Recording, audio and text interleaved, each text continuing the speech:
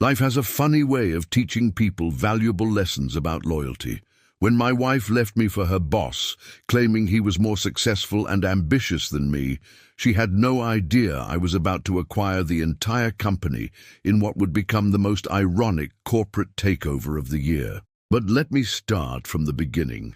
I've always considered myself a strategic player in the corporate world. Growing up with nothing taught me one crucial lesson. Keep your cards close to your chest until the perfect moment to play them. Before we jump back in, tell us where you're tuning in from, and if this story touches you, make sure you're subscribed, because tomorrow I've saved something extra special for you. As the founder of a rapidly growing investment firm, I've orchestrated numerous business deals, but I never expected my biggest acquisition would be triggered by my own wife's betrayal. Sarah and I met 6 years ago at a small tech conference in Boston. She was working as a marketing manager at Tech Vision Solutions, one of the rising stars in the software development industry. I was there scouting potential investment opportunities, though I presented myself simply as a financial consultant. That's always been my approach, staying under the radar, observing, analyzing. While other investors wore their success like badges of honor, I preferred to blend in, wearing modest suits and driving a reasonable car. Our courtship was swift and passionate. Sarah was ambitious, driven, and incredibly talented at her job. I admired her dedication, and she seemed to appreciate my steady, calculated approach to life. When we married a year later, I maintained my low-key persona. Sure, I could have shown her the true extent of my success. The investment portfolio worth hundreds of millions, the companies I'd quietly acquired over the years. But I wanted our relationship to be built on something more genuine than financial status. I kept my business dealings separate from our personal life. To Sarah, I was just Mark, her supportive husband who worked as a financial consultant. She never questioned why we could afford our beautiful house in the suburbs, or how I could always ensure we lived comfortably. Perhaps she assumed I was doing well enough in my consulting work. Or maybe she never cared to ask as long as the lifestyle suited her. The first signs of trouble appeared about 2 years into our marriage. Sarah's company got a new CEO, Richard Sterling. Tall, charismatic, and known for his aggressive business strategies. He was everything I appeared not to be. Flashy, outspoken, constantly bragging about his latest acquisitions and business victories. I watched from the sidelines as Sarah became increasingly enamored with his leadership style. "You should hear how Richard talks about business, Mark," she'd say during dinner. "He's not afraid to take risks, to make bold moves. Sometimes I wonder if you're too comfortable in your position." I would simply nod, letting her words wash over me. Little did she know that while Sterling was bragging about his million-dollar deals, I was quietly orchestrating billion-dollar acquisitions through my investment firm. But I stayed true to my philosophy. Success speaks louder when it whispers. The dynamics at home started to shift subtly. Sarah began attending more company events, often coming home late, excited about new projects Sterling had assigned her. I noticed how she spoke about him, the admiration in her voice, the way her eyes lit up when describing his latest business triumph. As someone who'd built a career on reading people and market signals, I recognized the signs, but part of me hoped I was wrong. "Mark, you should be more ambitious," she'd say, her voice tinged with growing disappointment. "Look at Richard. He's younger than you, but he's already running a major tech company. What are your goals? Where do you see yourself in 5 years?" The irony of her questions wasn't lost on me. While she was comparing me to Sterling, I was actually analyzing his company's vulnerabilities, a habit I'd developed over years of successful acquisitions. Tech Vision had overextended itself under Sterling's leadership, taking on too much debt for rapid expansion. Their stock was overvalued and their cash reserves were dwindling. A careful observer could see the cracks forming in their glossy facade. But Sarah didn't see any of this. To her, Sterling represented everything she thought I wasn't: successful, powerful, decisive. I watched as her respect for me gradually eroded, replaced by a thinly veiled disappointment. She started making subtle jabs at my perceived lack of ambition, comparing our life to the luxurious lifestyle Sterling flaunted. What she didn't realize was that I could have bought and sold Sterling's company several times over. My investment firm had been monitoring TechVision for months, recognizing it as a potential acquisition target. The company's fundamentals were weakening under Sterling's aggressive expansion strategy, creating the perfect conditions for a takeover. But I kept this knowledge to myself, maintaining my careful facade. Perhaps it was pride, or maybe it was a test. I wanted Sarah to appreciate me for who I was, not for my wealth or business success. Looking back, I should have seen what was coming, should have recognized that my wife had already chosen her path. The signs were all there: the late nights at the office, the sudden business trips, the way she'd become defensive whenever I asked about work. But sometimes, even when you're trained to analyze situations objectively, emotions can cloud your judgment. I was about to learn that lesson the hard way, and soon both Sarah and Richard Sterling would learn one of their own. I found myself spending more time at my office, not because I was avoiding home, but because TechVision's financial statements had caught my attention in a way that went beyond personal interest. Sterling's aggressive expansion had left the company vulnerable. He'd taken on massive debt to fund international operations, opened offices in expensive locations, and spent lavishly on acquisitions that didn't align with the company's core strengths. Classic mistakes of an executive more concerned with appearance than substance. My team had prepared a detailed analysis of TechVision's weaknesses. "Sir, their cash flow projections don't match their growth strategy," my chief financial analyst had pointed out during one of our private meetings. "They're 3, maybe 4 quarters away from a serious liquidity crisis." I studied the numbers carefully, seeing opportunities where Sterling saw only glory. During this time, Sarah's behavior became increasingly erratic. She'd come home buzzing with excitement after company events, talking endlessly about Sterling's latest ventures and bold decisions. "He's taking TechVision global, Mark. Why can't you think bigger like that?" The condescension in her voice was impossible to miss. I'd smile quietly, knowing that Sterling's global vision was built on a foundation of sand. Our dinner conversations, once filled with warmth and shared dreams, devolved into one-sided lectures about Sterling's business acumen. "Richard says, 'The future belongs to those who dare to seize it,'" she'd declare, as if reciting gospel. "He's not afraid to leverage everything for growth. That's what separates true leaders from, well, I did know. I knew that leverage was a double-edged sword, one that Sterling was wielding recklessly. I also knew that Sarah's admiration went beyond professional respect, but I needed to be certain before making my next move. In business, as in life, timing is everything. The subtle signs of her emotional affair were there. The way she'd quickly flip her phone screen down when I entered the room, the mysterious lunch meetings that ran surprisingly late, the new clothes, and extra attention to her appearance before work. As an investor, I'd built my career on reading between the lines, spotting patterns others missed. Now those same skills were showing me the unraveling of my marriage. What fascinated me most was how neither Sarah nor Sterling seemed to notice TechVision's impending crisis. They were too caught up in their personal drama and grandiose visions to see the financial storm brewing. The company's stock price was still high, buoyed by Sterling's charisma and market speculation, but the fundamentals told a different story. I maintained my routine, playing the role of the unambitious husband Sarah had decided I was.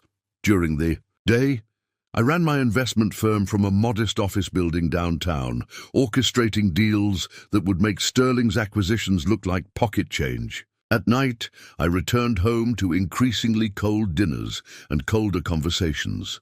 Preparing and narrating this story took us a lot of time. So if you are enjoying it, subscribe to our channel. It means a lot to us. Now back to the story. "I'm working late again tonight," Sarah announced one evening, not even bothering to look up from her phone. "Richard needs help preparing for the board meeting tomorrow." The lie was as transparent as her excuses had become. I knew for a fact that TechVision's board meeting wasn't for another 3 weeks, just one of many corporate details I kept track of. That night, as I sat alone in our home office, I pulled up TechVision's latest quarterly report. The numbers confirmed what I'd suspected. They were one bad quarter away from a credit crunch. Sterling's aggressive expansion had left them exposed, and the market wouldn't stay blind to it forever. I could have warned Sarah, could have shown her the truth behind Sterling's facade, but something held me back. Perhaps it was pride, or perhaps I knew that she needed to learn this lesson on her own. Looking out the window at the city lights, I thought about the irony of it all. Sarah had fallen for the illusion of success. The flashy offices, the bold declarations, the expensive suits. She'd chosen style over substance, flash over fundamentals. Soon enough, she would learn what I'd known all along. That true success isn't about who shouts the loudest, but who plans the most carefully. As I closed the financial reports and prepared for bed, I couldn't help but smile at what was coming. Sarah and Sterling's little drama was about to collide with the harsh reality of corporate finance, and I had a front-row seat to the show. The pieces were already in motion, though they didn't know it yet. Sometimes the biggest victories come from being underestimated, and I'd been underestimated by the best of them. The subtle changes in our marriage began to accelerate like a snowball rolling downhill. What started as occasional comments about Richard Sterling's business acumen evolved into daily comparisons and thinly veiled insults. Sarah's transformation from loving wife to Sterling's devoted acolyte was both fascinating and painful to watch. Like witnessing a slow-motion car crash you can't prevent. "Richard just closed another major deal," she announced one morning over breakfast, her eyes glued to her phone. $10 million in new contracts. He's revolutionizing the industry while you're still playing it safe with your little consulting gigs." The contempt in her voice was unmistakable. I took a sip of my coffee, letting the irony wash over me. I'd closed a $100 million acquisition just the day before, but in her eyes, I was still the underachiever.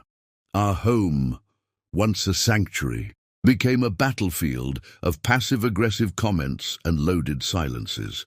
Sarah started redecorating, replacing our comfortable, modest furniture with expensive pieces that screamed new money. "Richard says your surroundings reflect your ambitions," she explained, while installing a gaudy chandelier that cost more than most people's monthly salary.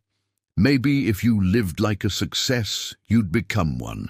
The changes weren't just in our home. Sarah's behavior at social gatherings became increasingly embarrassing. At a neighborhood barbecue, she loudly compared my consulting work to Sterling's achievements.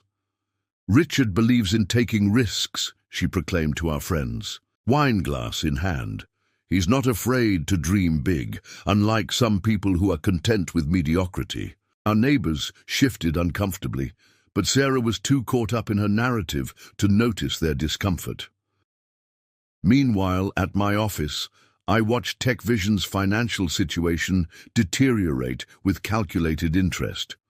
My team provided daily updates on the company's position. "Their debt-to-equity ratio is reaching critical levels," my financial director reported. "Sterling's expansion plans are built on quicksand." I nodded, already formulating plans that would soon change everything. Sarah's late nights at the office became more frequent.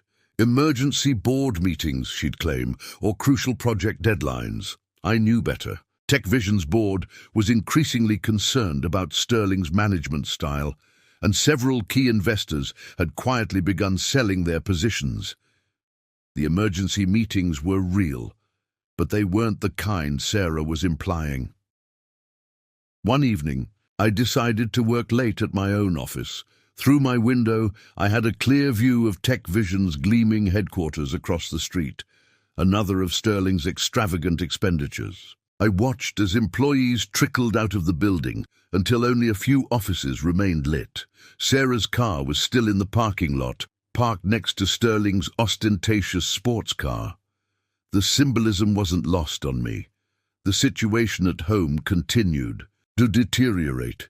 Sarah started criticizing everything about me, my clothes, my car, even the way I talked about business. "Richard says a man should project success," she'd say, eyeing my intentionally modest attire with disdain. "Your whole attitude screams small-time thinking." I maintained my composure, playing the role she'd cast me in while quietly moving my pieces into position.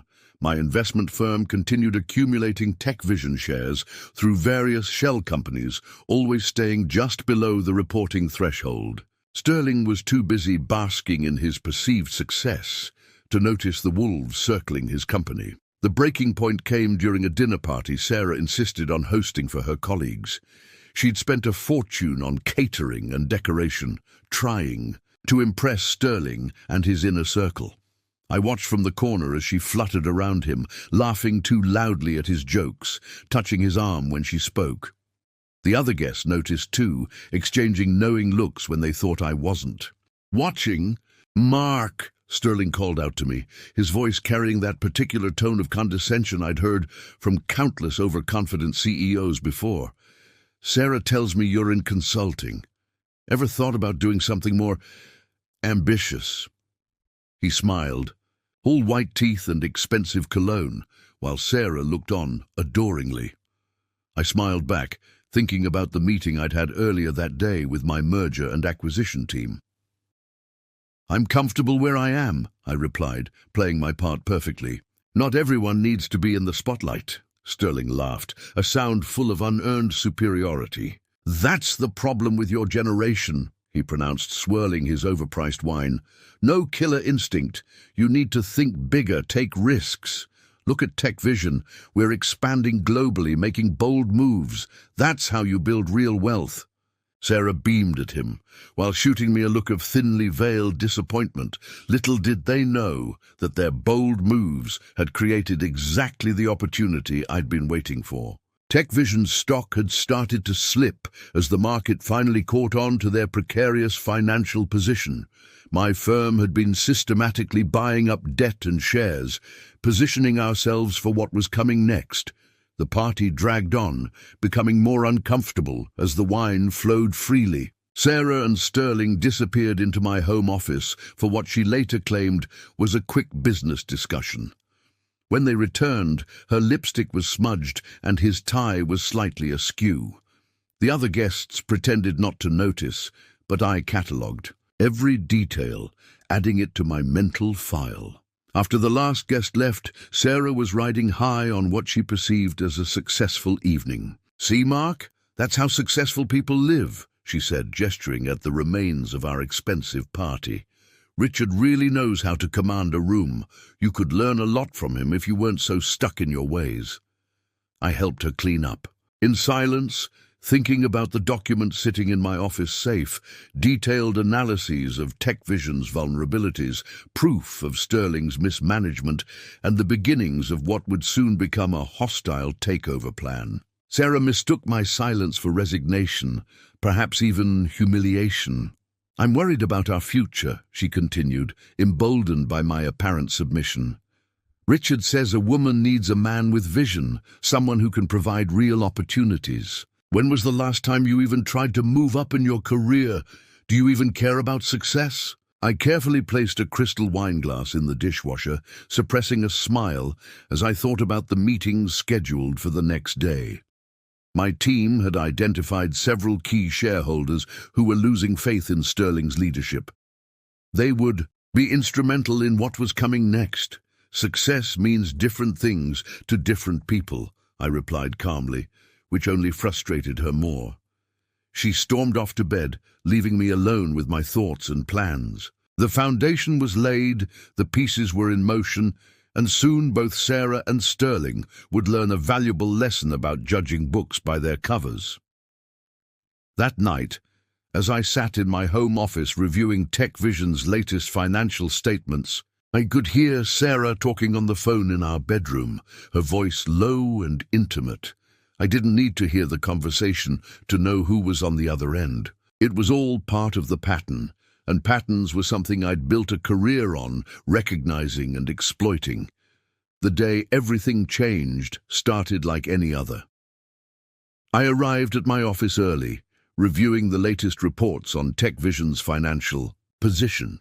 The company's stock had dropped another 5% in pre-market trading, and rumors of liquidity problems were starting to circulate among industry insiders. Sterling's house of cards was beginning to wobble, but he was too caught up in his own hubris to notice. Around noon, my private line rang. It was Sarah. "I need you to come home early today," she said, her voice carrying an unusual edge. "We need to talk." Something in her tone told me this was it, the moment I'd been anticipating for months. "Of course," I replied calmly. "I'll be there by 6. Before leaving the office, I had one final meeting with my acquisition team. "Everything's in place," my head of operations confirmed. "We can move on TechVision whenever you give the word." I nodded, studying the complex web of financial instruments and shell companies we'd constructed. Sterling's aggressive expansion had left the company vulnerable, and we now controlled enough debt and shares to make our move. The timing would be perfect. I arrived home exactly at 6, pulling my modest sedan into the driveway of our suburban home.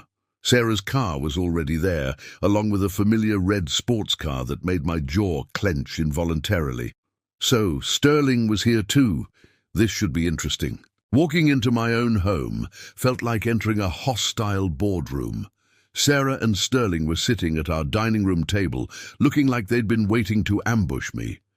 Sterling wore his signature smug expression, while Sarah couldn't quite meet my eyes. "Mark," she began, her voice trembling slightly, "Richard and I have something to tell you." I set my briefcase down carefully, noting how they sat close together, their body language telling a story they thought I didn't already. "No, I'm leaving you," Sarah continued, gaining confidence as she spoke. "Richard and we've fallen in love. He understands me in a way you never could. He has ambition, drive, everything you lack." Sterling leaned back in my dining room chair, radiating arrogance. "Look, Mark," he said, using the condescending tone I'd heard from dozens of overconfident CEOs before, "Sarah deserves someone who can give her the life she wants. Let's be honest, you're just not in our league." I remained standing, watching them perform their little drama. Sarah seemed to take my silence as acceptance, perhaps even defeat. "I've already packed my things," she announced. "I'm moving in with Richard. His penthouse has a view of the entire city. Not that you'd know anything about that kind of success."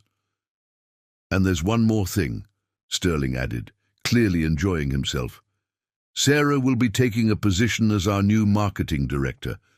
I believe in rewarding talent, unlike some people who are content to stay in the shadows." The irony of their announcement was almost too perfect. Just that morning, I'd signed the final documents authorizing my firm to begin acquiring TechVision's distressed debt. Sterling's reckless expansion had left the company heavily leveraged, and we'd spent months quietly buying up their obligations through various subsidiaries. "Is that all?" I asked quietly, my calm demeanor clearly unsettling them. They'd expected tears, anger, perhaps even begging. Instead, they got something they couldn't understand: complete composure. "That's it?" Sarah exploded, standing up. "I tell you I'm leaving you for Richard, and that's all you have to say? This is exactly why I'm going. You have no passion, no fight. Richard is twice the man you'll ever be."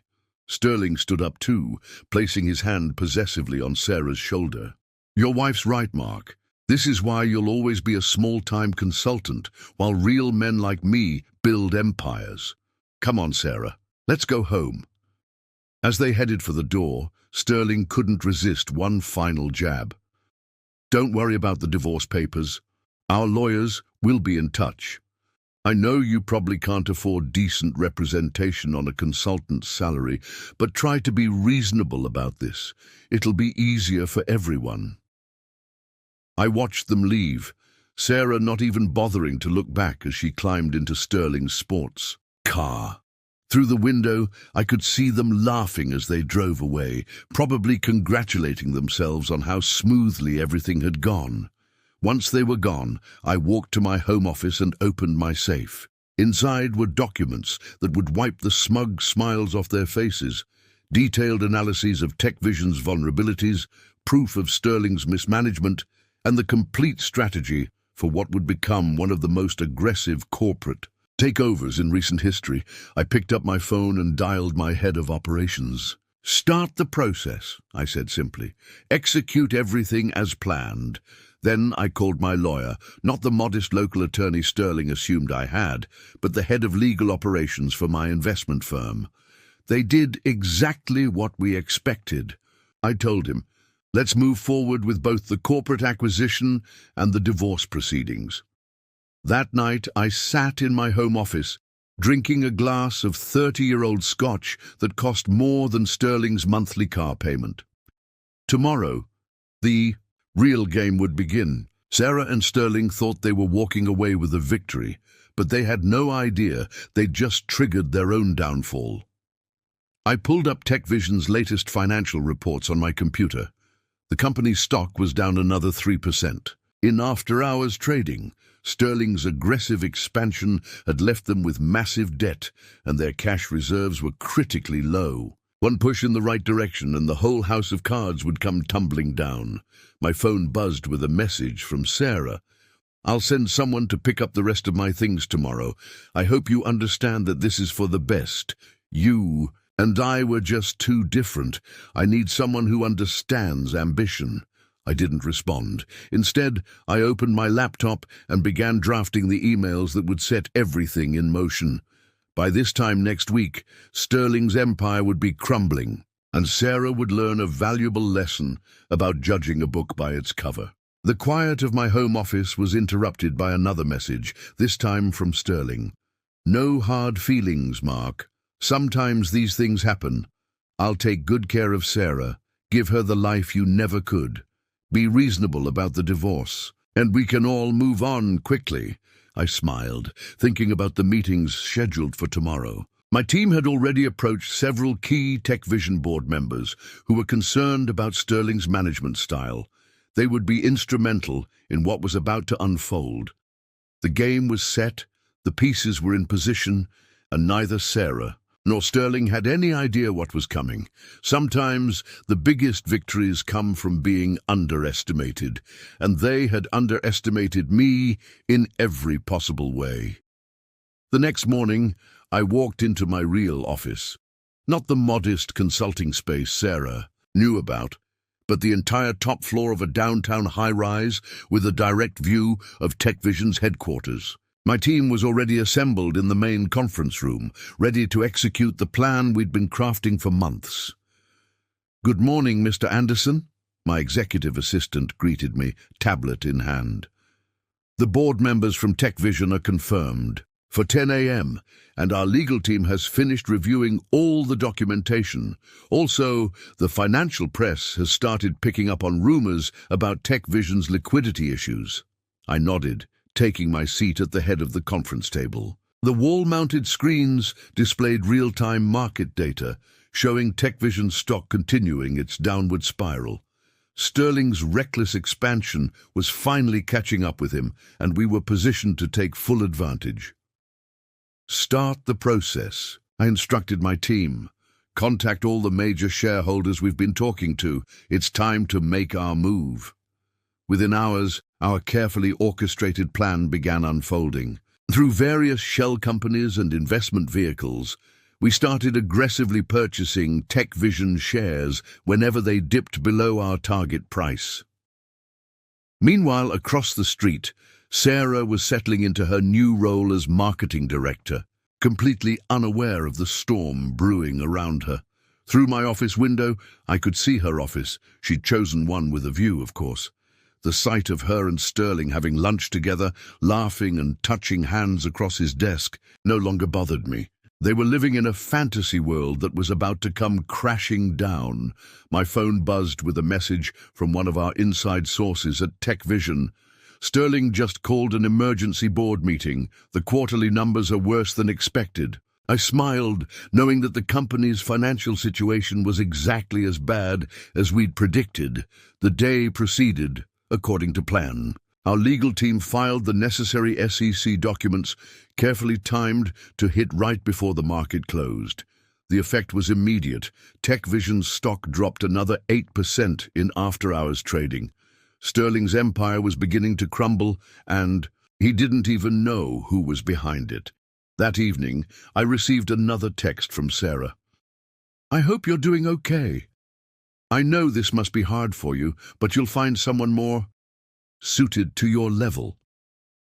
The condescension in her message was palpable. I archived it without responding, focusing instead on the latest acquisition reports from my team. The next few days were a blur of activity. Our firm continued accumulating TechVision shares while simultaneously applying pressure to their debt obligations. Sterling's aggressive expansion had left the company heavily leveraged, and we now controlled enough of their debt to start making demands. "Sir," my CFO reported, "we've secured backing from 3 major institutional investors.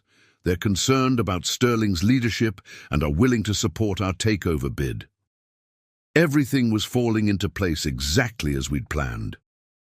Word of TechVision's troubles started spreading through the financial media. "Tech giant faces liquidity crisis," read one headline. "Sterling's expansion strategy backfires," proclaimed another. Each news story drove their stock price lower, making our acquisition easier. Sarah, of course, remained oblivious. Through my various sources, I heard about her defending Sterling in company meetings, praising his vision even as the company's foundation cracked beneath them. Her blind faith in him would have been touching if it wasn't so misguided.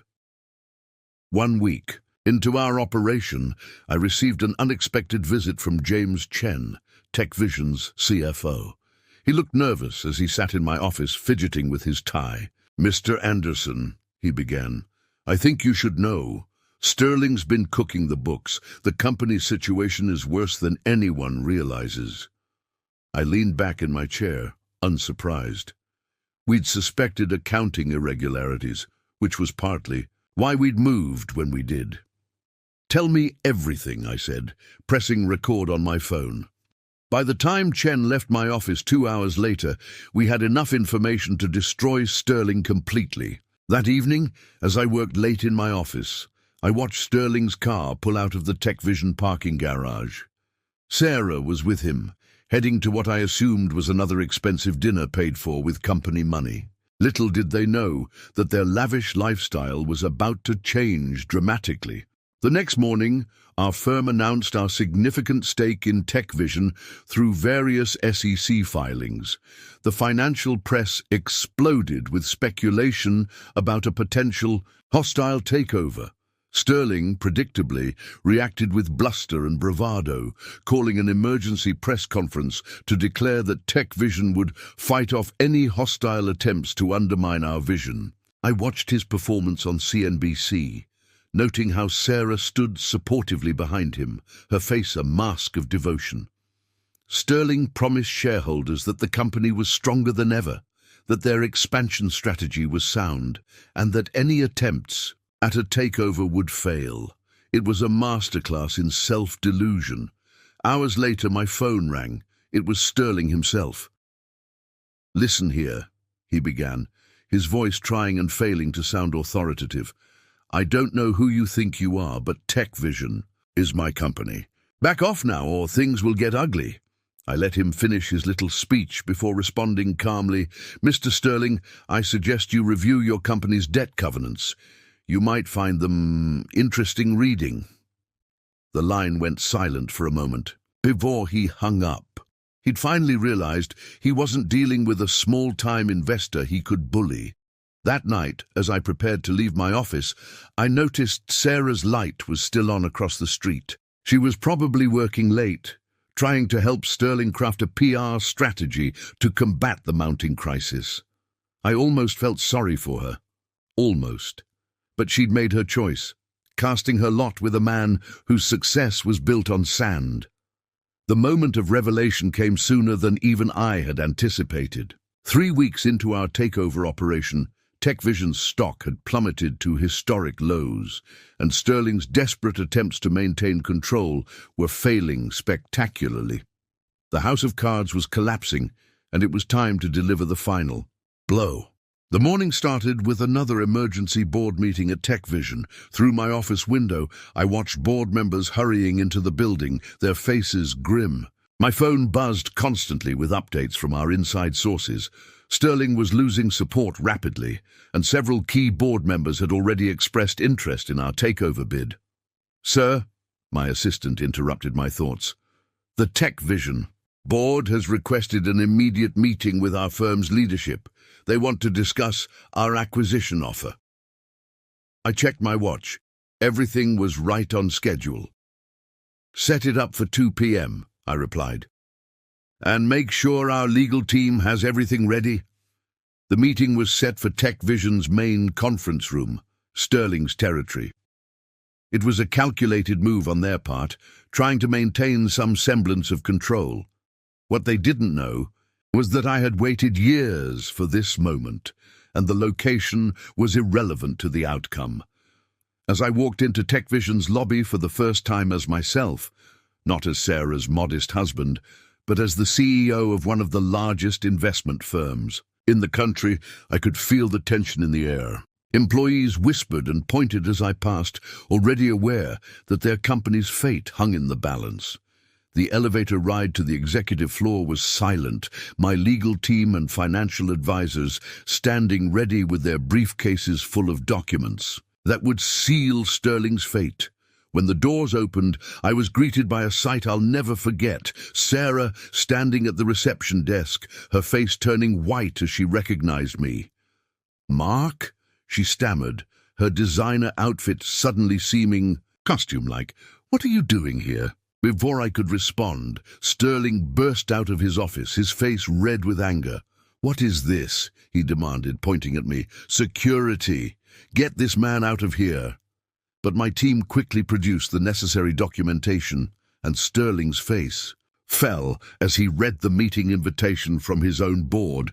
"Actually," I said calmly, straightening my Savile Row suit, quite different from the modest attire Sarah was used to seeing me in, "I'm here for the board meeting. Shall we begin?" The conference room was packed with board members, executives, and legal teams. Sarah, unable to resist her curiosity, had slipped in and stood in the corner, her eyes wide with disbelief. Sterling sat at the head of the table, trying to project confidence but failing miserably. "Let me introduce myself properly," I began, my voice carrying easily across the silent room. "I'm Marcus Anderson, CEO of Anderson Global Investments. My firm currently controls 32% of TechVision's outstanding shares, along with a significant portion of your corporate debt." The color drained from Sterling's face as I continued.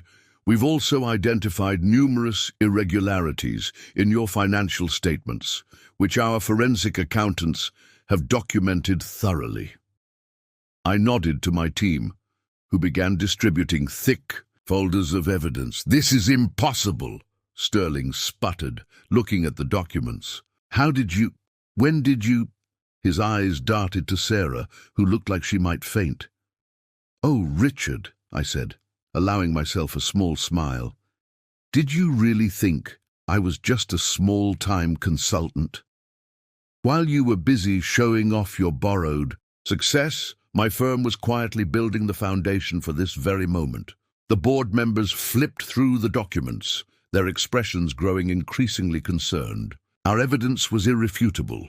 Years of manipulated numbers, hidden debts, and questionable deals, all orchestrated under Sterling's leadership. "Mr. Anderson," one board member spoke up, "what exactly are you proposing?" I laid out our offer. A complete takeover of Tech Vision, with provisions to protect innocent employees, but with immediate removal of the current executive team. As I spoke, I could see Sarah gripping the back of her chair, her knuckles white. "This is outrageous," Sterling exploded, jumping to his feet. "You can't just walk in here and—" "Actually, I can," I interrupted calmly. "Your reckless management has left this company vulnerable. The only question is whether you'll step down gracefully or force us to make this process more uncomfortable." Pulled out one final document, a detailed report of Sterling's personal use of company funds, including expenses related to his affair with Sarah. "I'm sure the SEC would be very interested in some of your recent activities," I added quietly. The room erupted in chaos. Board members huddled together, whispering urgently. Sterling's face turned from red to purple as he realized the extent of his defeat, and Sarah stood frozen, her perfect world crumbling around her. "You have 1 hour to make your decision," I announced, standing up. "Either accept our offer for an orderly transition, or we'll proceed with a hostile takeover and full disclosure of our findings to the SEC." As I turned to leave, Sarah finally found her voice. Mr. Anderson," she called out, her voice shaking. "Why didn't you tell me?" I paused at the door, looking back at her and Sterling, the two people who had so completely underestimated me. "You never asked," I replied simply. "You were too busy being impressed by appearances to see what was real." The next hour was a flurry of activity. My team set up in a nearby conference room, fielding calls from board members and shareholders. One by one, they came to us, pledging their support for the takeover. Sterling's support base crumbled as quickly as his fake empire. The aftermath of the revelation was like watching a perfectly orchestrated symphony of chaos. While Tech Vision's board deliberated over our offer, Sterling barricaded himself in his office, alternating between making frantic phone calls and shouting at anyone who dared approach. Sarah, meanwhile, seemed to be experiencing all 5 stages of grief simultaneously. "Mr. Anderson," my assistant whispered, approaching me in the temporary office we'd set up, "Mrs. Sterling Anderson is requesting to speak with you." I nodded, noting her use of the hyphenated name that would soon be irrelevant. "Give me 5 minutes," I replied, finishing my review of the latest shareholder reports. When Sarah entered, she was a far cry from the confident woman who'd left me for her successful boss just weeks ago. Her designer outfit suddenly seemed like a costume, her carefully applied makeup unable to hide her distress. "How long?" she demanded, her voice trembling. "How long have you been planning this?" I looked up from my papers, studying her carefully. "Planning what exactly? The acquisition of a poorly managed company, or were you referring to something more personal?"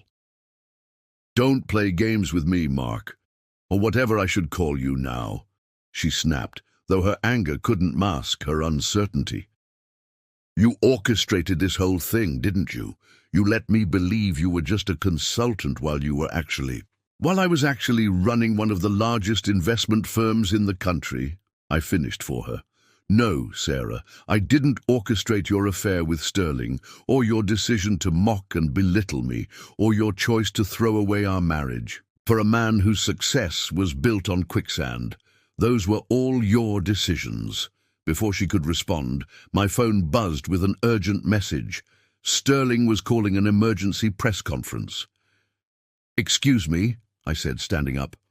"Your boyfriend is about to make another mistake." The press conference was exactly the disaster I'd anticipated. Sterling, his tie askew and his usual polish nowhere to be seen, stood before the media, trying to paint himself as the victim of a hostile corporate raid. "This is nothing but a personal vendetta," he declared, his voice cracking.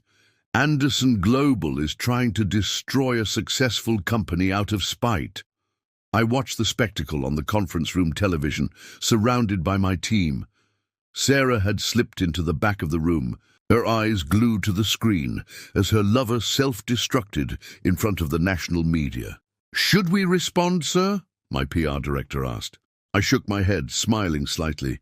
"Let him talk. Every word he speaks drops our acquisition price further."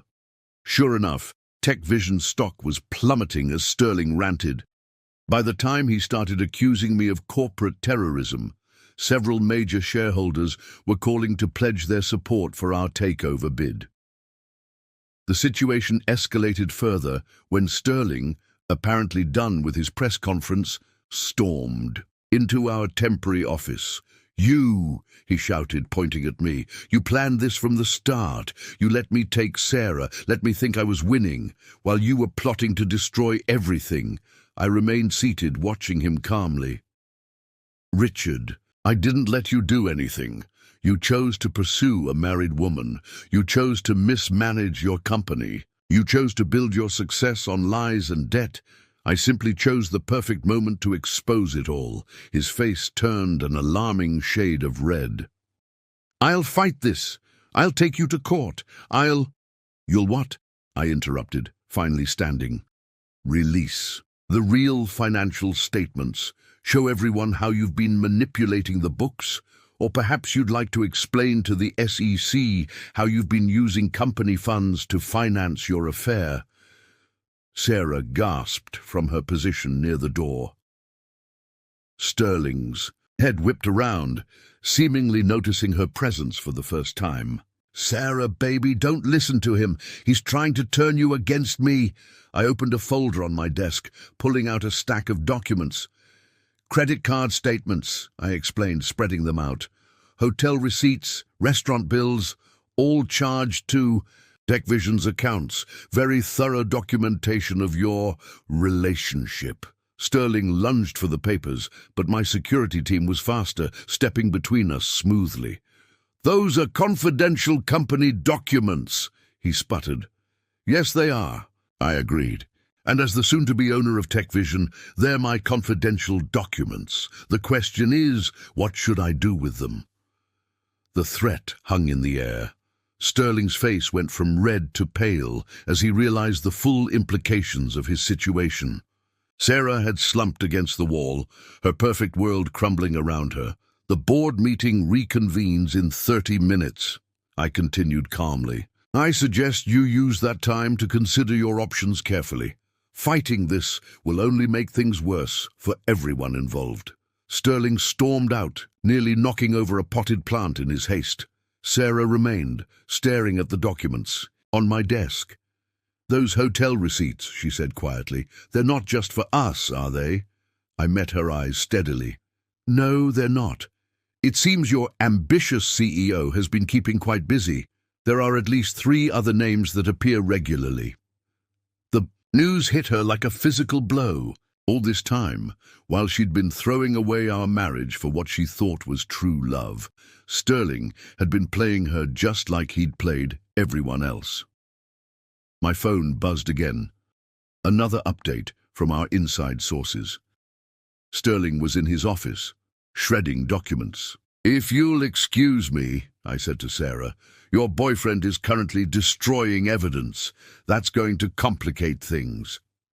"He's not my boyfriend anymore," she whispered, but I was already heading for the door, my legal team in tow.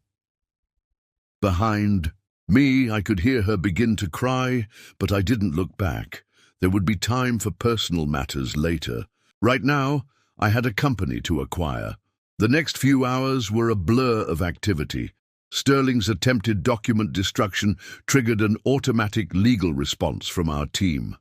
The board, faced with the prospect of a SEC investigation, quickly capitulated to our demands. By sunset, the basic framework of the takeover was in place. The next morning, TechVision's headquarters was a different world. Security guards stood at every entrance, monitoring who came and went. A team of forensic accountants had taken over the executive floor, boxes of documents stacked high against the walls. Sterling's name was already gone from the CEO's office. A blank space that seemed to symbolize the vacuum of leadership he'd left behind. I arrived early, watching the sunrise from what would soon be my new office. The view was impressive, though not quite as good as my real office across the street. My phone hadn't stopped buzzing since the news broke. Journalists, shareholders, and industry analysts all wanting to know how a supposedly small-time consultant had orchestrated one of the most dramatic corporate takeovers in recent history. "Sir," my assistant interrupted my thoughts, "the transition team is ready for you, and Mrs. Sterling Anderson is in the lobby again." I sighed, straightening my tie. "Tell Sarah I'll speak with her later. Right now we have a company to salvage." The morning's meetings were intense. Our forensic team had discovered even more financial irregularities than we'd initially suspected. Sterling's creative accounting hadn't just been unethical, it had been potentially criminal. "The SEC will want to investigate this," my head of legal affairs explained, spreading documents across the conference table. Sterling wasn't just cooking the books, he was running a sophisticated scheme to hide the company's true financial state. I nodded, reviewing the numbers. "What about the employees? How many will we need to let go?" "Fewer than we thought," my CFO interjected. "Most of the problems were at the executive level. The core business is actually solid. It was just mismanaged." Throughout the day, I conducted back-to-back meetings with department heads, trying to stabilize the ship. Most of them were good people who'd been kept in the dark about Sterling's machinations. They seemed relieved to finally have someone at the helm who understood real business, not just showmanship. Around noon, Sterling's lawyer arrived, looking nervous. "My client is willing to negotiate terms," he began, wiping his forehead with a handkerchief. I cut him off. "There's nothing to negotiate. Your client has two options: resign quietly with basic severance or face a full SEC investigation. He has 1 hour to decide." The lawyer left quickly, probably already knowing which option Sterling would choose. A man like that always chooses self-preservation over principle. Sarah made another attempt to see me in the afternoon, this time getting as far as the outer office before security stopped her. "Please," I heard her begging my assistant, "I just need 5 minutes." I watched through the glass walls as security escorted her out. She'd traded her designer outfit for something more subdued, but she still looked out of place, a reminder of a life that no longer existed. By late afternoon, Sterling's decision arrived via his lawyer. He would resign quietly. "Smart choice," I muttered, signing the acceptance papers. The agreement included a comprehensive non-disclosure clause and a minimal severance package, more than he deserved, but less than would draw public attention. "What should we do about the press?" my PR director asked during our final meeting. "Of the day. They're calling this a revenge takeover, saying you orchestrated this whole thing to get back at Sterling for the affair." I couldn't help but laugh. Let them think what they want. The numbers speak for themselves. Sterling's mismanagement made this takeover inevitable. He just made it personal. As the sun set, I stood in what would soon be my new office, looking out over the city. The media was having a field day with the story. The scorned husband, who turned out to be a corporate raider, the flashy CEO brought down by his own hubris, the wife caught between them. It would make for good headlines for a few days, but eventually something else would capture their attention. My phone buzzed with a message from Sarah. "I know you're avoiding me, but we need to talk. There are things you don't understand." I archived the message without responding. Whatever explanation she wanted to offer wouldn't change anything. She'd made her choices, just as I'd made mine. The next few days were a whirlwind of activity. We installed new management teams, restructured departments, and began the painstaking process of rebuilding TechVision's reputation. The stock price had stabilized, and early feedback from major clients was positive. They appreciated having competent leadership at the helm. Sterling, meanwhile, had disappeared to what his lawyer called an undisclosed location. Rumor had it he'd fled to his beach house in the Hamptons, trying to avoid the media circus. His rapid fall from grace had become a cautionary tale in corporate circles, a reminder that true success requires more than just swagger and good PR. Sarah proved more persistent. She sent daily emails, left voicemails, and even tried to corner me in the parking garage one evening. "You have to let me explain," she called out as I got into my car. "I didn't know. I never would have." I rolled up my window, cutting off her words. There was nothing to explain. She'd shown me exactly who she was when she thought I was nothing. Her recent attempts at reconciliation weren't about love or regret. They were about realizing she'd backed the wrong horse. By the end of the week, the official paperwork was complete. TechVision was now a subsidiary of Anderson Global Investments, its future secure under proper management. The employees seemed relieved. Many had suspected something was wrong under Sterling's leadership, but had been afraid to speak up. The emotional confrontation I'd been avoiding finally came on a rainy Thursday evening. I was working late in my new office at TechVision, reviewing integration plans with my team, when Sarah somehow managed to slip past security during a shift change. She burst into my office. Mascara streaked down her face, clutching what looked like old photos of us. "You have to listen to me," she demanded, her voice cracking. "Just give me 5 minutes, please." I glanced at my team, nodding slightly. They filed out quietly, closing the door behind them. Sarah stood there, rain dripping from her coat onto the expensive carpet Sterling had installed during one of his many vanity renovations. "Your 5 minutes started when you walked in," I said, calmly, leaning back in my chair. "I suggest you use them wisely." "How long?" she asked, her voice barely above a whisper. "How long have you been planning this? Was our entire marriage just part of your scheme to take over TechVision?" I couldn't help but laugh, a sound without humor. "Is that what you've convinced yourself? That I orchestrated our entire relationship, your affair, Sterling's mismanagement of his company, all as part of some elaborate corporate takeover?" "Then why?" she demanded, her voice rising. "Why did you pretend to be just a consultant? Why did you let me believe you were less than you are?" "I never pretended to be anything," I replied, standing up to face her. "I was exactly who I've always been.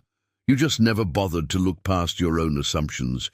You were so busy being impressed by Sterling's flashy displays of wealth that you never noticed the real success right in front of you."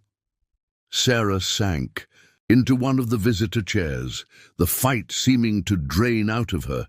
"I feel like I never knew you at all." "That's the irony, isn't it?" I moved to stand by the window, looking out at the rain-soaked city.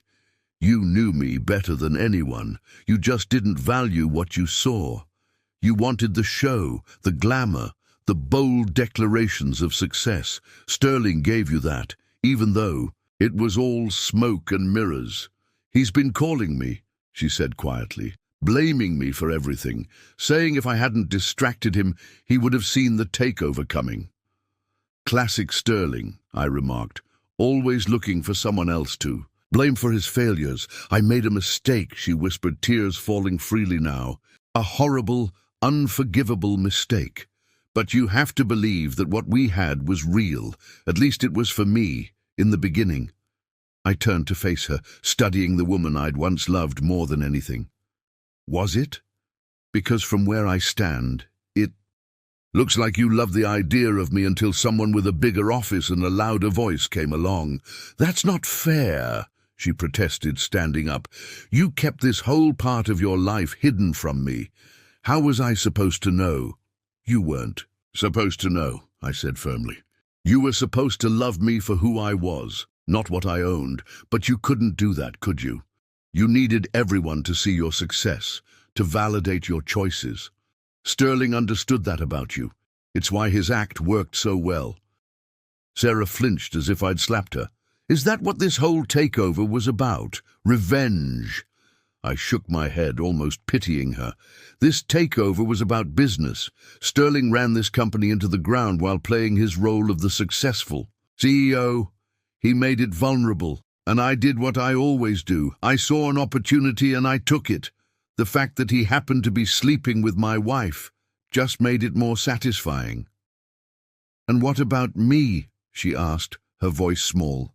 "Was hurting me part of the satisfaction too?" "Sarah," I said, softening my tone slightly, "you hurt yourself. You threw away a real marriage for an illusion. Sterling didn't just fool you about the company's success. He fooled you about everything. Those other women he was seeing, the in-company funds he was embezzling, all of it. You were so dazzled by the show that you never looked behind the curtain." She collapsed back into the chair, our wedding photos scattered across her lap. "I don't know who I am anymore," she confessed. "Everything I thought I knew, everything I thought I wanted, it's all fallen apart." "That's the difference between us," I replied. "I always knew who I was. I didn't need everyone else to validate my success. You chose style over substance, and now you're facing the consequences of that choice. Is there any way could—" She trailed off, unable to finish the question. "No," I said firmly. "There's no going back. You didn't just have an affair, Sarah. You systematically belittled and dismissed everything about me because it didn't fit your image of success. You showed me exactly who you are, and I believed you." "I'll change," she promised desperately. "I understand everything now. I see what real success looks like." "That's exactly the problem," I said, turning back to the window. "You still think this is about success and money and power. You haven't learned anything at all."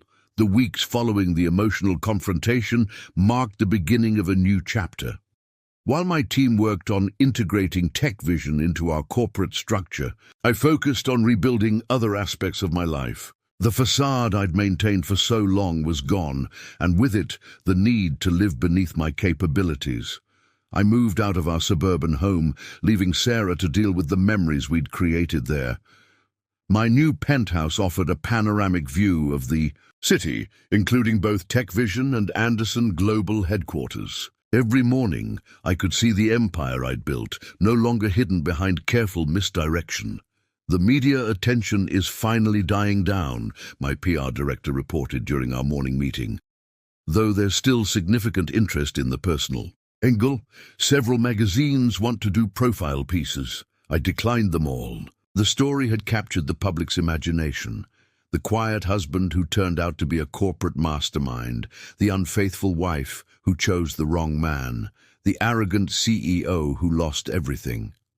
But I had no interest in feeding that narrative. Work became my sanctuary, but not my escape. For the first time, I could fully immerse myself in both companies without maintaining the pretense of being just a consultant. The employees at TechVision, once they got over their initial shock, proved remarkably adaptable. Many admitted they'd suspected problems under Sterling's leadership, but had been afraid to speak up. The company's fundamentals are actually strong. My CFO reported during a strategy session. Once we stripped away Sterling's vanity projects and restructured the debt, we found a solid foundation to build on. I threw myself into the rebuilding process, but not out of desperation or pain. This was what I'd always done. Seen potential where others saw problems, created value where others saw only risk. The only difference was that now I could do it openly. Sarah's attempts at contact became less frequent but more desperate. She'd finally moved out of Sterling's penthouse. His assets had been frozen pending investigation, and his creditors were circling like vultures. Her emails spoke of regret, of finally understanding what real success looked like, still missing the point entirely. One evening, as I was leaving the office, I ran into James Chen, TechVision's former CFO who had helped expose Sterling's financial misconduct. He'd stayed on through the transition, proving to be an invaluable asset. "Mr. Anderson," he said, falling into step beside me, "I've been meaning to ask, did you know about the company's problems, before all this happened?" I considered his question carefully. I knew Sterling was mismanaging things. The signs were there for anyone who looked closely enough. What I didn't know was the extent of his deception. Chen nodded thoughtfully. You know, some of us used to wonder about you when you'd visit Sarah for lunch. There was something different about you. You didn't seem impressed by all the flash and show like everyone else. I smiled slightly. Flash and show don't build lasting success, Mr. Chen. Sterling never understood that. Neither did Sarah. The recovery process wasn't just about business. I started reconnecting with old friends who'd known the real me all along, people I'd kept at arm's length during my marriage to maintain my cover. They welcomed me back without judgment, understanding why I'd chosen to live the way I had. We always knew you'd come back to yourself eventually, my old friend Michael said during a private dinner at his club, though none of us expected it to happen quite so dramatically. I also rediscovered parts of myself I'd suppressed during my marriage. I resumed flying my private jet, no longer needing to explain away the skills I'd acquired over years of building my business. I returned to the hobbies I'd enjoyed before, collecting rare wines, investing in art, supporting charitable causes that mattered to me. The media eventually moved on to other stories, though the business world continued to analyze the takeover as a case study in corporate strategy. Several business schools contacted me about using it as a teaching example. I declined those too. Some lessons can't be taught in a classroom. Sterling, I heard, had fled to a small island nation with no extradition treaty. The SEC's investigation had uncovered even more irregularities than we'd initially found, and criminal charges were pending. His fall from grace was complete, his carefully constructed image of success shattered beyond repair. One rainy Sunday, I was working in my home office when my assistant called with an unexpected update. "Sir, Sterling's wife is trying to reach you. Apparently he left her with nothing but debts and empty promises too." The irony wasn't lost on me. Sterling had built his entire life on appearances, and in the end, he'd betrayed everyone who believed in him: his wife, his employees, his shareholders, and Sarah. Speaking of Sarah, her latest attempt at contact came in the form of a hand-delivered letter. "I finally understand what you were trying to teach me," she wrote. "Success isn't about appearances or what other people think. I just wish I'd learned that lesson before I lost you." I filed the letter away with the others, neither angry nor moved by her words. She still didn't get it. This hadn't been about teaching her a lesson or proving a point.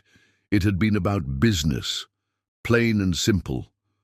Sterling's mismanagement had made TechVision a prime target for acquisition. The personal elements had just made the victory sweeter. The recovery phase brought something unexpected: peace.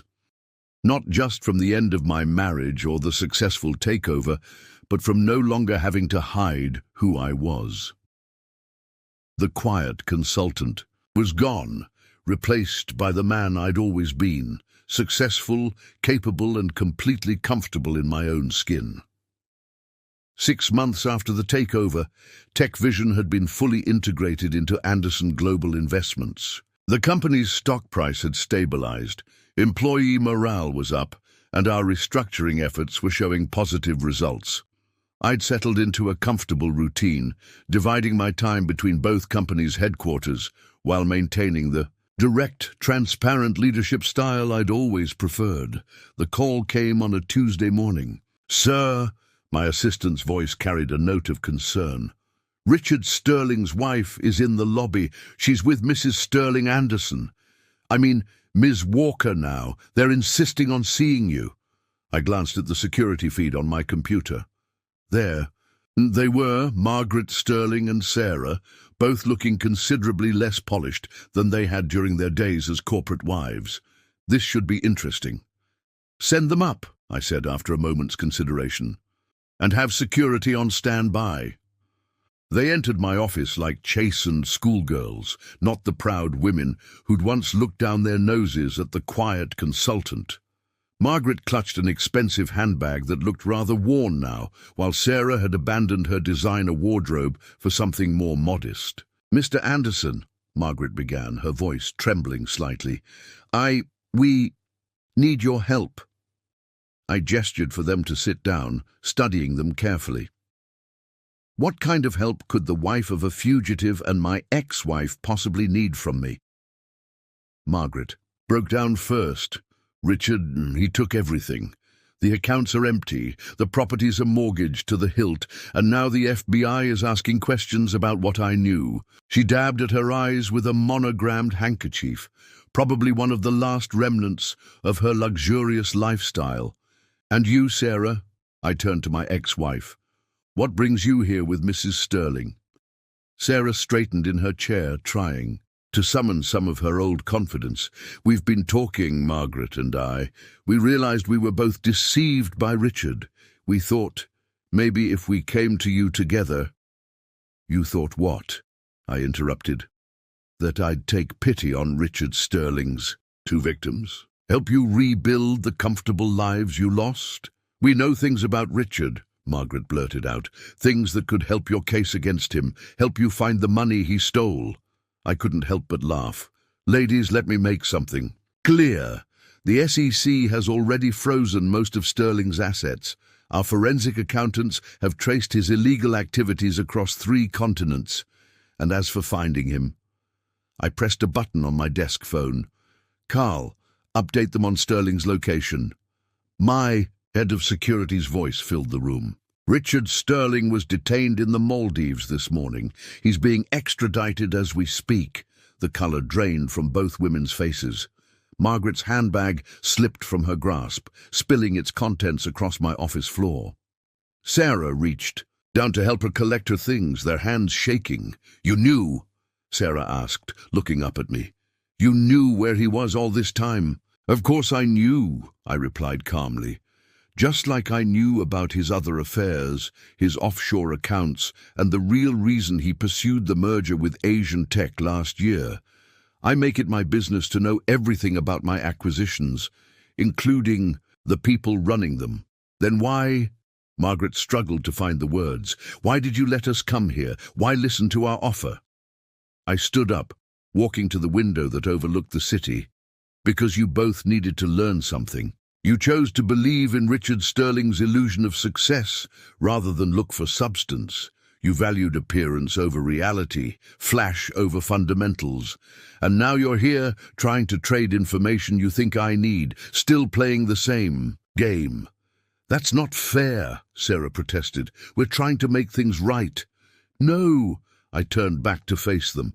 You're trying to find another protector, another man to provide the lifestyle you lost. The fact that you came here together thinking your combined appeal would somehow sway me proves you haven't learned anything at all.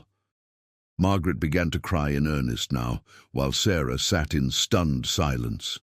Here's what's going to happen, I continued, returning to my desk. My legal team will ensure both of you are cleared of any involvement in Sterling's crimes. The evidence shows you were both in the dark about his illegal activities. You'll each receive a modest settlement that should help you restart your lives. After that, we go our separate ways.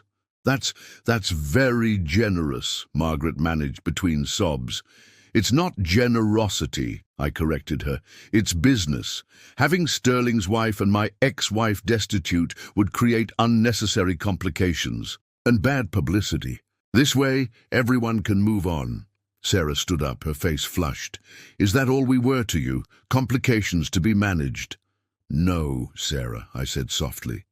You were my wife and I loved you, but you chose to believe in a conman's illusion rather than appreciate the real success we could have built together.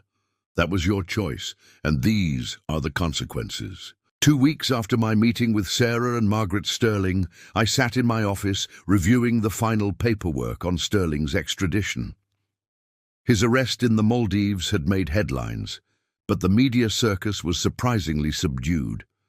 The world had moved on to newer scandals, newer stories of corporate greed and personal betrayal. Sir, my assistant interrupted my thoughts. There's something you need to see. She placed a file on my desk, her expression unreadable. Our team found this while going through Sterling's personal records. The file contained documents I never expected to see, evidence of a long-running corporate espionage operation. Sterling hadn't just been mismanaging TechVision, he'd been selling company secrets to competitors for years. But what caught my attention was the list of dates and meetings, starting long before he became CEO. "Get me James Chen," I told my assistant. The former CFO arrived within minutes, looking nervous. "You knew about this," I said, holding up the file. It wasn't a question. Chen slumped in his chair. "Yes," he admitted. Sterling had been planning to take over TechVision for years. He worked his way up through the company, selling information to competitors, weakening it from the inside. When he finally became CEO, the company was already compromised. "And Sarah?" I asked, though I already suspected the answer. "She was part of his plan from the beginning," Chen confirmed. "Sterling saw her at that tech conference in Boston. He knew she was ambitious, knew she'd be useful in his scheme. He didn't count on her falling in love with you first. The revelation should have hurt, but instead I felt an odd sense of closure. Our entire marriage had been built on a foundation of lies, not just Sarah's, but ones that went deeper than I'd imagined." I spent the next few days piecing together the full story. Sterling had identified Sarah as a potential ally years ago, seeing in her the same hunger for status and recognition that drove him. When she married me, instead, he simply adjusted his timeline, playing the long game. "What do you want to do about this?" my head of legal asked when I shared the findings. "We could add corporate espionage to the charges against Sterling." I considered it carefully. "No," I decided. "File it away. Some stories are better left untold." That evening, as I worked late in my office, I received an unexpected visit from Margaret Sterling. She looked different, more composed, less desperate than during her last visit. "I found something in Richard's home office," she said, placing a USB drive on my desk. "I think you should have it." The drive contained years of correspondence between Sterling and Sarah, dating back to before our marriage.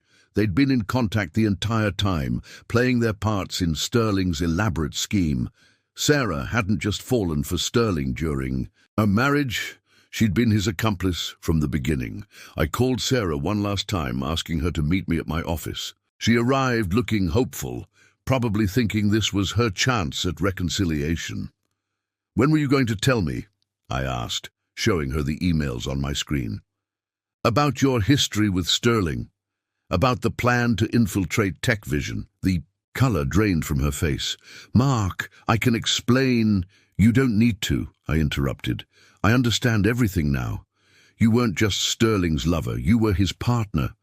The affair wasn't the betrayal, it was just the final act in a long con. It wasn't supposed to be like this," she whispered. "I was supposed to help Richard take over the company, but then I met you, and everything changed. I really did love you, Mark. But not enough to be honest," I said. "Not enough to choose substance over appearances. What are you going to do?" she asked, fear creeping into her voice. I handed her a folder. "Inside, you'll find two things: divorce papers and a non-disclosure agreement. Sign them both, and we never need to see each other again. The settlement stands. I'm not vindictive. But this is the end." She signed without reading, her hands trembling. As she stood to leave, she paused at the door. "For what it's worth, you proved us all wrong. You were always the better man." "No, Sarah," I replied. "I was just myself. That was never enough for you." After she left, I stood at my window, looking out at the city lights. The truth about Sarah and Sterling's long con should have devastated me, but instead it brought a strange kind of peace. Every choice I'd made, maintaining my cover, living below my means, letting events play out naturally, had been the right one. TechVision was thriving under new management. Sterling would spend years in prison for his crimes. Sarah would have to live with her choices. And me, I had everything I'd worked for, plus the satisfaction of knowing I'd never compromised who I was. The next morning, I called a company-wide meeting. Standing before the employees of both TechVision and Anderson Global, I finally told my full story. Not the sensationalized version the media had created, but the truth about building success through substance rather than show. Real success, I concluded, isn't about who has the biggest office or who makes the most noise. It's about creating genuine value, maintaining your integrity, and staying true to yourself. Sometimes the quietest person in the room is the one you should watch most carefully. The applause that followed wasn't just for the corporate takeover or the exposure of Sterling's schemes. It was for the triumph of substance over style, of patient strategy over flashy tactics. In the end, that's what the whole story had been about. As I returned to my office, I smiled at the view of both company headquarters. Sometimes the biggest victories come not from what you show the world, but from what you choose to keep hidden. And sometimes the best revenge is simply being who you are, unapologetically and completely. I'll provide a powerful conclusion to wrap up the story. Tying all the elements together, the view from my office still captivates me, especially at sunset, when the city transforms into a maze of golden lights. TechVision's headquarters sparkles across the street, now a symbol not of pretense, but of genuine success. Our stock has doubled since the takeover, but more importantly, we've built something real, a company where substance matters more than show. I heard Sterling was sentenced to 15 years for financial fraud. His empire of lies crumbled as quickly as he'd built it. Sarah, I'm told, moved to another city for a fresh start. Sometimes I receive clippings from business magazines analyzing the takeover, each trying to paint it as a revenge story. They all miss the point. This was never about revenge. It wasn't even about the takeover itself. It was about staying true to who you are, even when the world tries to judge you by different standards. Success isn't measured by the size of your office or the car you drive. It's built on foundations of integrity, patience, and genuine value. I still drive the same modest car and wear the same understated suits. Not because I'm hiding anymore, but because that's who I am. The only difference is that now I don't have to pretend it's all I can afford. The quiet ones, the ones who don't feel the need to broadcast their every achievement, they're often the ones writing the story, not just acting in it. I learned long ago that true power doesn't come from what you display, but from what you know. Some say I orchestrated everything, the takeover, the exposure of Sterling's fraud, even Sarah's downfall. But life isn't that simple. I just played the long game, stayed true to my principles, and waited for the right moment. The rest took care of itself. In the end, this story isn't about a wife who chose flash over substance or a CEO who built his empire on sand. It's about the power of being authentic in a world obsessed with appearances. Sometimes the best path to success is the quiet one, and the most satisfying victory is simply being who you are. After all, actions speak louder than words. And in the quiet, patient game of success, sometimes the one you underestimate is the one you should have watched most carefully. Up next, you've got 2 more standout stories right on your screen. If this one hit the mark, you won't want to pass these up. Just click and check them out. And don't forget to subscribe and turn on the notification bell so you don't miss any upload from us.